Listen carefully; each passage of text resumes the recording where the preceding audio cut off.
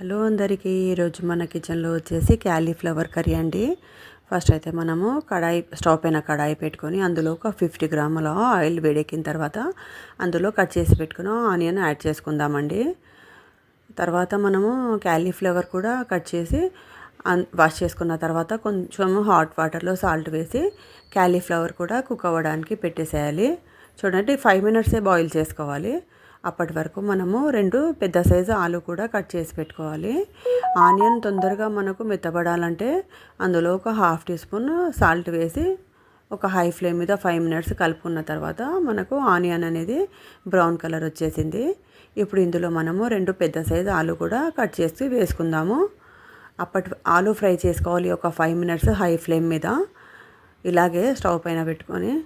తర్వాత మెంతెం కూర, కొత్తిమీర ఇవి 2 కట్ చేసి వాష్ చేసి పెట్టుకోవాలండి. చూడండి, దీని తర్వాత మనము ఆలు అయితే మెత్తబడిపోయింది. ఇప్పుడు ఇందులో ఒక హాఫ్ టీ స్పూన్ అనేది పసుపు యాడ్ చేసుకోవాలండి. అలాగే ఒక 1 టీ స్పూన్ ఫ్రెష్గా నూరి పెట్టుకున్న అల్లం వెల్లుల్లి పేస్ట్ అయితే వేసుకోవాలి. ఇంకా అల్లం వెల్లుల్లి పేస్ట్ ఫ్రెష్గా వేసుకుంటే మనకు ఏ కర్రీ అయినా చాలా టేస్టీగా ఉంటుంది. ఎందుకంటే ఇంకా చాలా రోజులది అయితే స్మెల్ వచ్చేస్తుంది కాబట్టి ఫ్రెష్గా నూరి పెట్టుకున్న మేమైతే ఒక 4-5 డేస్కు 1 వీక్ వచ్చేంతనే అల్లం వెల్లుల్లి పేస్ట్ అయితే మనము నూరి పెట్టుకుంటామండి. ఎందుకంటే ఇంతకుముందు చాలా ఎక్కువ క్వాంటిటీలో గ్రైండ్ చేసి పెట్టుకుంటుంటేమి, కానీ ఇప్పుడైతే కొంచెం ఒక 1 వీక్ వచ్చేంతే ప్రిపేర్ చేసి పెట్టుకుంటున్నాము. ఇప్పుడైతే మనము చూడండి, అల్లం వెల్లుల్లి పేస్ట్ పచ్చి వాసన పోయే వరకు ఫ్రై చేసుకున్నాం కదా.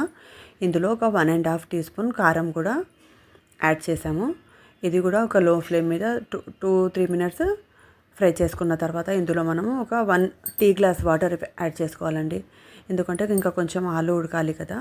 అలాగే ఇంకా మెంతెం కూర, కొత్తిమీర ఒక కొద్దిగానే హాఫ్ కట్ యాడ్ చేశాను. ఇంకా మూత పెట్టేసి 5 మినిట్స్ పెడితే ఈ విధంగా అయితే ఆలు 50% కుక్ అయిపోయింది. ఇప్పుడు ఇందులో మనము బాయిల్ చేసి పెట్టుకున్న క్యాలీఫ్లవర్ మరియు ఇంకా కొంచెం మనము కొత్తిమీర, మెంతెం కూర మిగిల్చి ఉంచాం కదా, ఇందాక హాఫే వేసాం కదా, అది కూడా పైనుండి గార్నిష్ లాగా వేసేసి మూత పెట్టేసి ఇప్పుడు మనం ఇందులో కర్రీలో సాల్ట్ అనేది ఇప్పుడే చెక్ చేసుకోవాలి. మాకైతే ఇంకా కొంచెం సాల్ట్ తక్కువ పడింది. కొద్దిగా పైనుండి సాల్ట్ వేసుకొని ఇలా కొత్తిమీర, మెంతెం కూర వేసి చాలా ఫ్లేవర్ కూడా చాలా బాగా ఉంటుంది. ఇంకా మెంతెం కూర తింటే పిల్లలకు హెల్త్కు కూడా చాలా మంచిదండి. ఇలా వేసుకొని కలుపుకొని ఒక 5 మినిట్స్ లో ఫ్లేమ్ మీద మనము మూత పెట్టేస్తే టేస్టీ క్యాలీఫ్లవర్ కర్రీ అనేది రెడీ అయిపోతుంది. ఇదైతే వేడివేడి కర్రీ చపాతీలో చాలా బాగుంటుంది ఫ్రెండ్స్. ఇంకా రైస్లో కంటే వేడివేడి చపాతీ, పూరీలో ఇలా తింటే చాలా బాగుంటుంది. ఈ చలికాలము పిల్లలకు వేడివేడిగా చపాతీలు, పూరీలు ఏవైనా చేసి పెట్టి ఇంకా కర్రీ అయితే సేమ్ ఇదే విధంగా చేసి పెట్టండి. చాలా అంటే చాలా రుచిగా ఉంది. మేమైతే ఇంకా చపాతీలో చేసుకున్నాము. మీరు ఇంకా సేమ్ ఇదే పద్ధతిలో కర్రీ ప్రిపేర్ చేయండి. ఇంకా టేస్ట్ చూసిన తర్వాత ఎలా ఉందో కామెంట్ పెట్టండి ఫ్రెండ్స్. మేమైతే ఈ కర్రీ లంచ్లోకి చేసుకున్నాము. వేడి చపాతీ మరియు క్యాలీఫ్లవర్ కర్రీ.